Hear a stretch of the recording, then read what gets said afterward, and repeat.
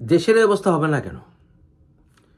দেশে সবচেয়ে সম্মানিত ব্যক্তিদেরকে সম্মান দেওয়ার কথা বলে সবচেয়ে বেশি অসম্মান করা হচ্ছে। বঙ্গবন্ধু শেখ মুজিবুর রহমান উনি আল্লাহর ওলি ছিলেন রে ভাই। যে লোক একটা জাতির জন্য 12 বছর জেল খাটতে পারেন, যে লোক সাহস করে ওই পাকিস্তানের সাথে বার্গেনিং করতে পারেন, আর কেউ তো ছিল না এই জাতির জন্য। তারপরে যাদেরকেই উনি সামনে এগিয়ে দিয়েছেন তারা পরে ন্যাশনাল হিরো হয়েছে, কিন্তু আল্লাহর ওলি ছিলেন উনি। যদি ওলি থেকেই থাকে, ওলির সবচেয়ে বড় প্রমাণ হচ্ছে তারা কোনো কিছুতে ভয় পায় না। বঙ্গবন্ধু কখনো কাওয়ার্ড ছিলেন বলে কোনো প্রমাণ কেউ দেখাতে পারবে না। জিয়াউর রহমান আল্লাহর ওলি ছিলেন।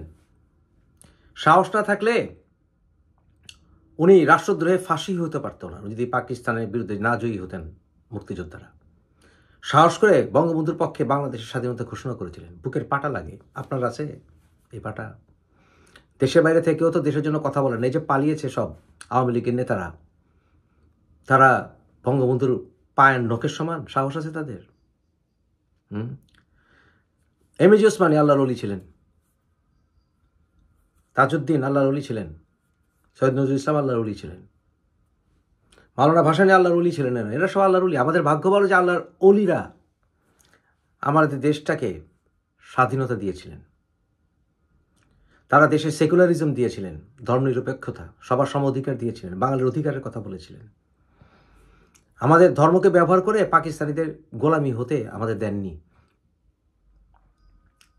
কিন্তু আমরা আজকে বাংলাদেশে আল্লাহর ওলিদের মাজার ভাঙি, আমরা শয়তানদেরকে ওলি মানি। গোলাম আজম যে কিনা টিক্কা খানকে পাপ ডেকে টিক্কা খানের সঙ্গে মিটিং করেছিল, মতিউর রহমান নিজামী, আলী হাসান মুজাহিদ, যারা পাকিস্তানিদের ডরে, পাকিস্তানিদের বাস খাওয়ার ডরে তাদের পক্ষে শক্তি হয়েছিল, তাদেরকে এখন আল্লাহর ওলি ডাকা হয়। তো এই দেশের অধপতন হবে না তো কি হবে? আমরা আমাদেরকে তো সবচেয়ে বেশি ঘৃণা করি। পৃথিবীর সবচেয়ে খরবাকায় দেশগুলির ভিতরে বাংলাদেশ। আমরা একজন একজনকে বাইকটা বলে গালি দিই।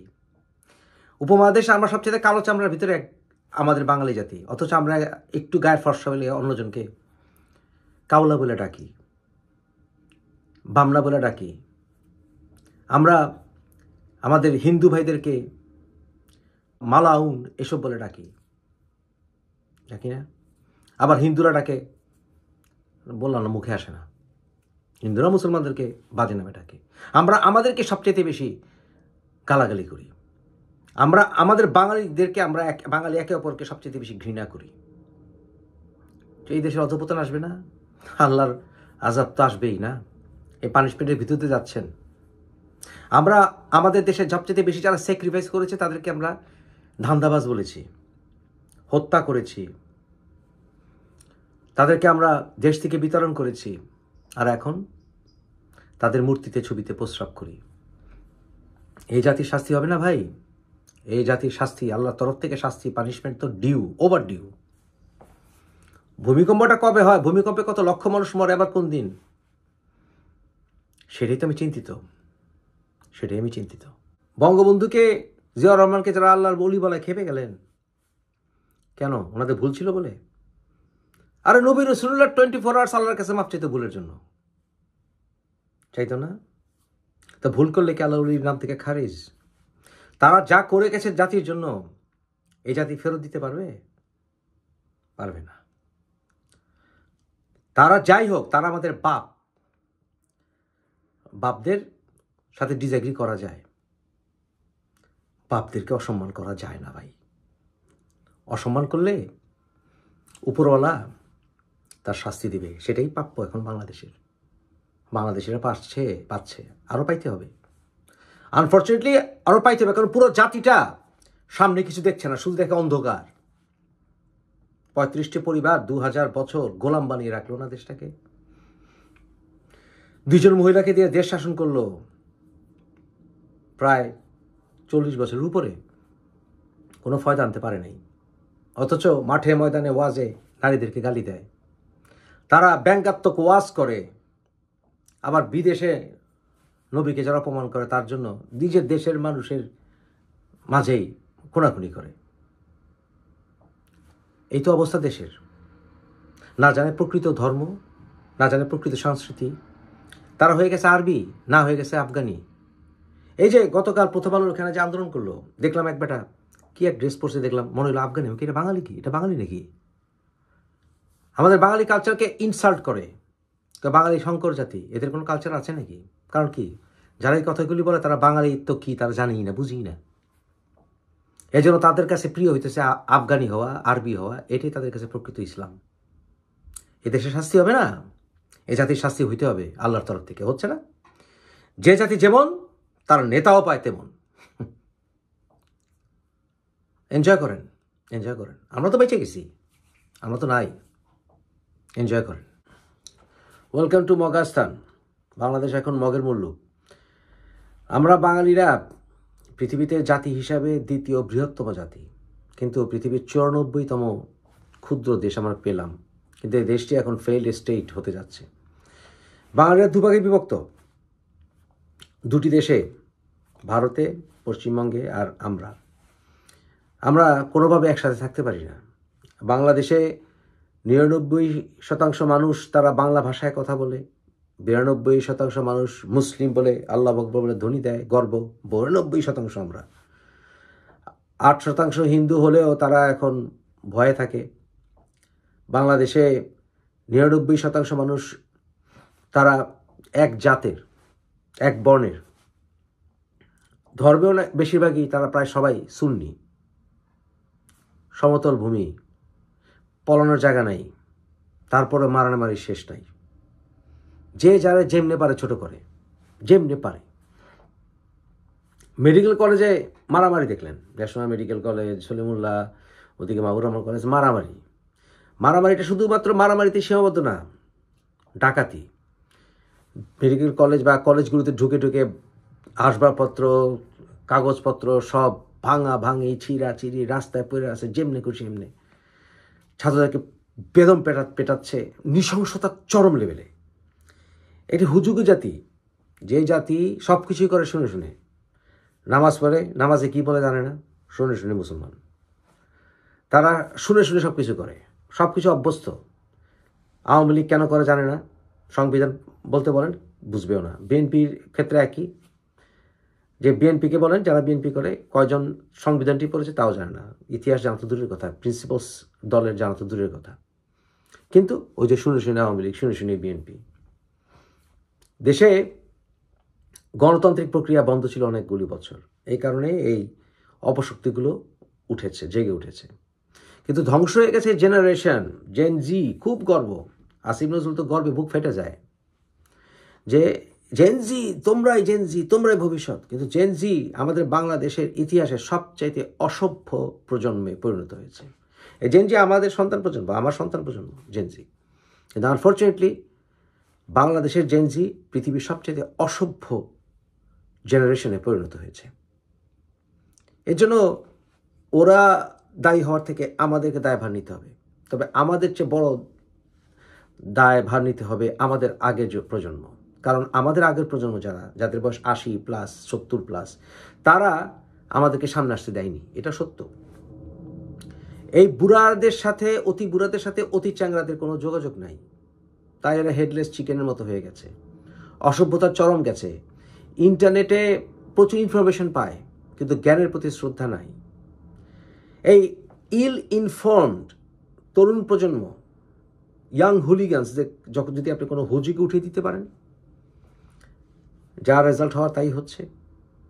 তারা যেমন শুনে শুনে ধর পেটা পকেট মার পেটা, ঠিক এইটা এখন চলে গেছে রাজনীতিক অঙ্গনে, ক্ষমতা দখলে। ডাইনোসর যেমন আপনার উল্কা ঝড় হওয়ার কারণে অধিকাংশ বিলুপ্ত হয়ে গেছে, তারপরে খাদ্যাভাবের কারণে একে অপরকে খেয়ে শেষ করেছে, ঠিক একইভাবে এই জেন জি অতি ক্ষমতায় পাগল হয়ে গেছে। তারা একজনকে খুনাখুনি করছে। শুধু হত্যাকাণ্ডগুলো দেখেন আপনি, নর্মাল হত্যাকাণ্ড না যে লাঠিতে বাড়ি দিল মরে গেল। তারা পেটাচ্ছে, ঠান্ডা মাথায় মারছে, মেক শিওর করছে যে তাকে টুকরো করে কাটছে, পেটাচ্ছে, মাথায় বাড়ি দিচ্ছে, জায়গা মতো হিট করছে। এই বিকৃতি এলো থেকে, চরম বিকৃতি। এদেরকে উস্কে দিচ্ছে কারা? বৃহত্তর রাজনৈতিক শক্তিগুলো দেশের বাইরে থেকে উস্কে দিচ্ছে। কিছু কিছু সোশ্যাল মিডিয়া অ্যাক্টিভিস্ট আছে, ইউটিউবার আছে, যারা দেশের বাইরে থেকে আয়াত নাজিল করে, যেমন জোড়া গরু সেখানে কোরবানি করো, মুসলমানও না, কিন্তু মুসলমান থেকে ডাইরেকশন দেয়, ওখানে গিয়ে কোরবানি দাও, ওখানে গিয়ে তোমরা উল্লাস করো। তাহলে এই যে শেখ হাসিনার পতন হলো, শেখ হাসিনার পতন হওয়ার পরে যে ওদের চয়েস মতো সরকার বসলো, বেশিরভাগই তো জামাত, আর সমন্বয়কারী তো জামাতের বি টিম, হিজবুত তাহরির, এরা সব। তাহলে এদেরকে ক্ষমতায় পাঠানোর পরেও পুলিশের হুমকি চলতেছে না ভাই? চলছে। সেনাবাহিনীকেও কয়েক জায়গায় হিট করা হয়েছে, এবং এই জেনারেশনটাকে এখনও এত ভয়ঙ্কর জুলাই আগস্ট এর পরেও এখনও তাদেরকে শান্ত হওয়ার কথা বলছে না যে তোমাদের সরকার তো পেয়েছো, এখন পুলিশ প্রশাসন আসতে দাও, দেশটা একটা ফেইল্ড স্টেটে পরিণত হচ্ছে, এটা কেউ বলছে না। ওরা যারা কিনা এই আন্দোলনে শেখ হাসিনার বিপক্ষে ছিল, তাদের তো এখন বলা উচিত যে কুল ডাউন। তারা এটা বলছেন, তারা আরও সামনে এগিয়ে দিচ্ছে, ওইটা দখল করো, ওইটা ভাঙো, মানে চাঙ্গা রাখো। কেন? কারণ বিএনপিও কিছু আস্ফালন শুরু করেছে, কারণ তারা টার্গেট করছে, যেহেতু তারেক রহমান আসার একটা প্রক্রিয়া চলছে, এর আগে শিক্ষা প্রতিষ্ঠানগুলো দখল করার জন্য তারা বিভিন্ন কলেজে মারামারিতে এখন এগিয়ে যাচ্ছে। তাই আমরা সামনে আরও ভয়ঙ্কর পরিস্থিতি দেখব। আমি বলেছি আপনাদের ডিসেম্বরে আরও ভয়ঙ্কর পরিস্থিতি হবে, আমি নিশ্চিত এই বিষয়ে, অবাক হব যদি না হয়। এই প্রজন্মকে এগিয়ে দিয়ে লাভ কি? লাভ একটাই, যে বাংলাদেশ যদি ফেইল্ড স্টেট হয়, বাংলাদেশে যদি ল অ্যান্ড অর্ডার না থাকে, তাহলে এখানে উগ্রবাদিতা বাড়তে পারবে। উগ্রবাদিতার চারণভূমিতে পরিণত করতে হলে বাংলাদেশকে তো আর তালেবান রাষ্ট্রে পরিণত করা যাবে না, কারণ তালেবান রাষ্ট্র পরিবর্তন করলে আপনার বিভিন্ন রকমের পাহাড় পর্বত এগুলি লাগে, তো এগুলি তো নাই বাংলাদেশে, লুকিয়ে যাবে সন্ত্রাসী কর্মকাণ্ড করে, সেটা প্লেন ভূমি। তাই এখানে জনগণের সিভিল রাইট অব্যাহত রাখতে হবে। আজকে হিন্দুদের, কালকে ওই গ্রুপের, পরশুদিন ওই গ্রুপের, এরা মুনাফিক, এরা কাফের, এরা আওয়ামী লীগ, দ্যাটস ইট। এইভাবে করে তারা দেশটাকে ফেইল্ড স্টেট হিসাবে রাখবে, সবসময় তাওয়ার উপরে রাখবে, এবং গভর্নমেন্টকে স্টেবল হতে দিবে না। একদিকে এরাই কিন্তু সরকারে ইউনুসকে বসিয়েছে, আবার এরাই গভর্নমেন্টকে স্টেবল হতে দিবে না। কারণ স্টেবল হলেই হয় আপনার মিলিটারি ক্ষমতা নেবে, না হলে ইলেকশন প্রসেস শুরু হবে, তাই এরা এটা করতে দিবে না। তাই যদি এটা চলমান থাকে, তাহলে উগ্রতা ছড়াবে আশেপাশে দেশগুলোতে। এইটা ওয়েস্টার কয়েকটা দেশ চাচ্ছে, তারা এই পলিসি আফগানিস্তানে নিয়েছিল, ইরাকে নিয়েছিল, সিরিয়াতে নিয়েছিল, এখন বাংলাদেশে এরা নিচ্ছে, ওটা এখন ইম্পোর্ট করেছে।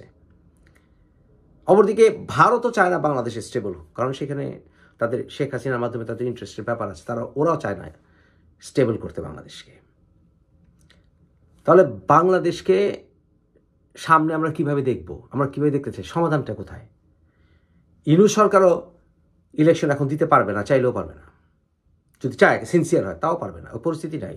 আপনি আওয়ামী লীগকে রাজনীতিতে আনবেন না, ব্যান করে দিবেন, 30 থেকে 40% মানুষ অ্যাটলিস্ট যারা আওয়ামী লীগকে সমর্থন করে, তারা তো বিএনপিও তো ভোট দিবে না ভাই, ডাইহার্ট যারা, জামাতেও দিবে না, চরমনাইকেও দিবে না, তা আপনি তাদেরকে ইলেকশন দিবেন না, ইলেকশন দিবেন?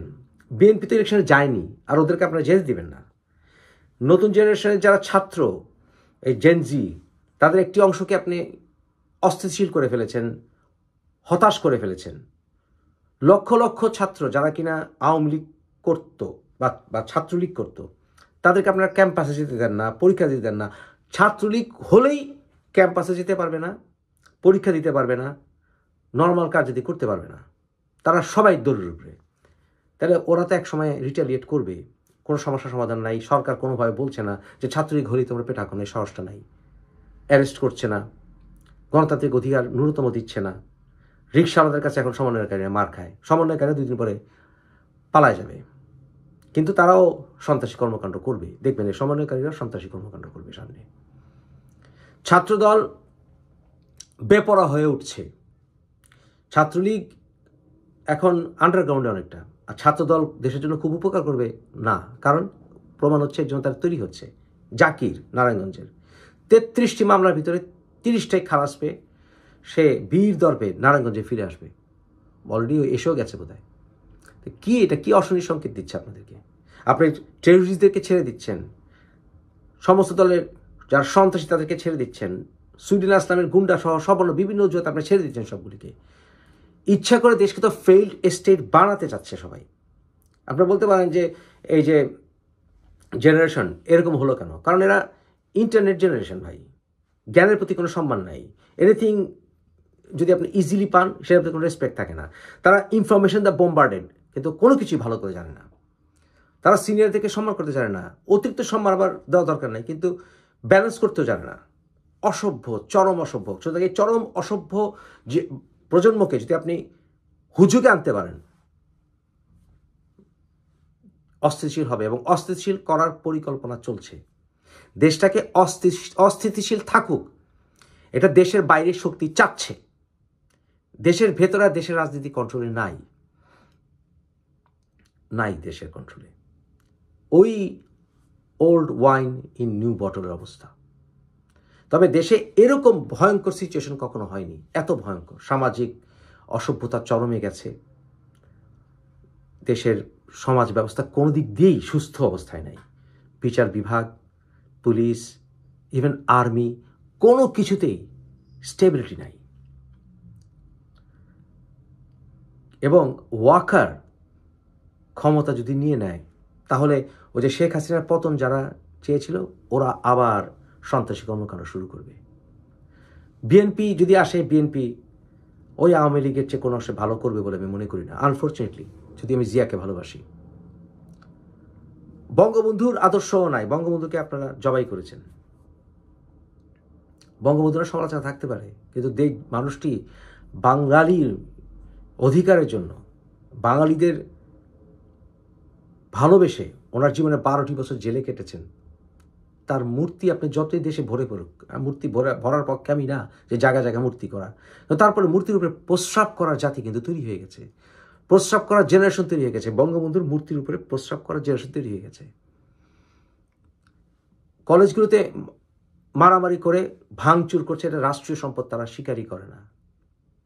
এটা শুরু হয়েছে কোথায়? শুরু হয়েছে ওই যে শেখ হাসিনার বাসভবন দখল করতে গিয়ে চুরি ডাকাতি করেছে, এবং এটাকে আবার উস্কে দিয়েছে ইউনূস সরকার, ভাবা দিয়েছে সবাই। This is how it is brothers. বাংলাদেশের সামনে সমাধান কি? স্টেবল আনতে হলে আপনি ইসলামী মৌলবাদী সরকার আনতে হবে, অথবা আর্মি আনতে হবে, আর বিএনপি ফেরেস্তার মতো ক্ষমতায় দখল করতে হবে। কোনো কিছুই হবে না। আরেকটি উপায় রয়ে গেছে, আওয়ামী লীগকে তওবা করে, আওয়ামী লীগের যারা চশমখোর শয়তান, যাতে খুঁজে পাওয়া যাচ্ছে না, মিডিয়া তো আসছে না, আওয়ামী লীগকে যারা ডুবিয়েছে, ওই জেনারেশনকে বাদ দিয়ে নতুন আওয়ামী লীগ গড়া, নতুন আওয়ামী লীগ গড়ে আওয়ামী লীগ ছোট হলেও আবার ধীরে ধীরে রাজনীতিতে ফিরে আসা। ছাত্রলীগকে সন্ত্রাসী কর্মকাণ্ডের দিকে ঠেলে দিচ্ছে, কারণ বাঁচার উপায় কি? ছাত্রলীগ ঘুরে যখন পেটাবে, ছাত্রলীগ ঘুরে যখন পড়তে দিবেন না, তাদের ফিউচার যখন ধ্বংস করে দিচ্ছেন, অটো পাস দিচ্ছেন ইন্টারমিডিয়েটে, তাহলে এদের ভবিষ্যৎটা কি? এটা তো ফ্রাস্ট্রেশন, চরম ফ্রাস্ট্রেটেড। তো আপনি রিক্সাওয়ালাদেরকে ব্যাটারি চালিত রিক্সা চালাতে দিচ্ছেন, অল্টারনেটিভ দিয়েছেন না। অ্যাটলিস্ট তারা তো কামাই করে, আপনি চুরিদারি তো করে না, আপনি তাদেরকে চুরির পথে ঠেলে দিচ্ছেন। দেশের তেলে অরাজকতা হবে না তা কী হবে? দেশে অসংখ্য আওয়ামী লীগ নেতারা যারা ব্যবসা মালিক ছিল, দেশের বাইরে চলে গেছে, তাদের ব্যবসা বাণিজ্যে 12টা বেজে যাচ্ছে। একটা দেশ একেবারে ফেইল্ড রাষ্ট্রের দুয়ারে দাঁড়িয়ে আছে। এটাকে রিভার্স করতে হলে শক্ত ভূমিকা পালন করতে হবে, যেটা ডক্টর ইউনূসের পক্ষে সম্ভব না। অচিরেই ডক্টর ইউনূসকে অকার্যকর করে দিয়ে, অথবা কান ধরে সরিয়ে দিয়ে, খুব দুঃখের সাথে বলছি আপনাদেরকে, আমি আর্মি টেক ওভার করা ছাড়া দেশে স্টেবিলিটি আসবে বলে আমি মনে করছি না। আনফর্চুনেটলি আমরা 90-এর অভ্যুত্থানের সাথে জড়িত, আমরা আর্মির বিরুদ্ধে সংগ্রাম করেছিলাম, জীবনে 3টি বছর সেশন জমে গিয়েছিল, কিন্তু আনফর্চুনেটলি দেশকে দ্রুত ঠিক করতে হলে ওই আর্মিকে আনতে হবে, এবং আর্মিকে আনলেও পশ্চিমা সরকার খুশি হবে। কিন্তু এছাড়া নির্বাচন সামনে হওয়ার মতো কোনো পরিস্থিতি, পরিবেশ আসবে না, দেশের চরম অরাজকতা বন্ধ হবে না। This is the only solution. Unfortunately মনটা ভালো নেই ভাই, এর জন্যই বললাম আজকে ভিডিওতে, খুব একটা জানি না, ক্ষমা করে দিয়েন ভুল করে থাকলে।